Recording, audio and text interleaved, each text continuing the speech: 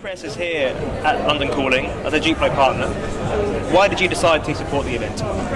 Okay, we've been part of the event for 3 years now, and since it's a concept, we've endeavoured wherever possible to link all parts of the workflow.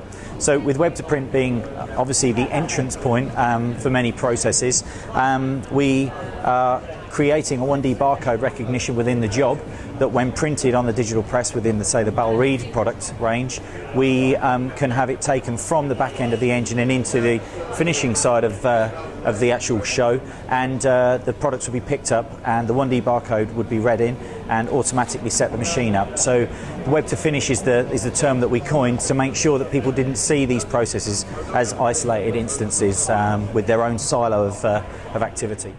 You're showing the Coreprint solution today. Could you tell us more about that, please? Yeah, sure. Coreprint is a cohesive part of the workflow. So we're actually not only anticipating work coming in from other systems like SAP and Oracle, but we're also anticipating what's required by an MIS system that will ultimately feed out to the rest of the workflow.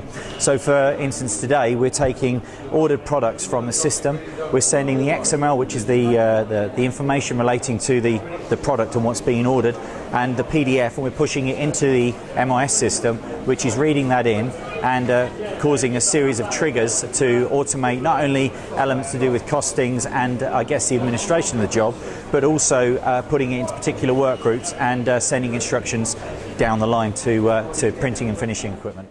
As the first step in the workflow, which aspects are fundamental to preventing problems arising further down the chain? I think it's anticipation of the end process rather than thinking about the job at the front. And I think so many people in our industry get frustrated that finishing is often an afterthought, printing is often an afterthought by the people who are creating the work in the first place. If only creatives took some time to understand what could be done with a finishing process or with a printing press or with a substrate that might be going through both products, I think that they would not only design differently, they could probably be more cost effective by using substrates in a coordination with maybe a format size that can go through these machines, but they could also prevent some manual processes that can come into play with finishing that could have been avoided if they truly understood what some of these finishing pieces of equipment can actually manage. So I think it's all about anticipation. Certainly with what we do, we have to anticipate every single stage from where the customer's coming in from to access the product, to what's happening throughout the MIS, the production workflow, out and into courier work and the delivery. It could be that we're even anticipating warehousing.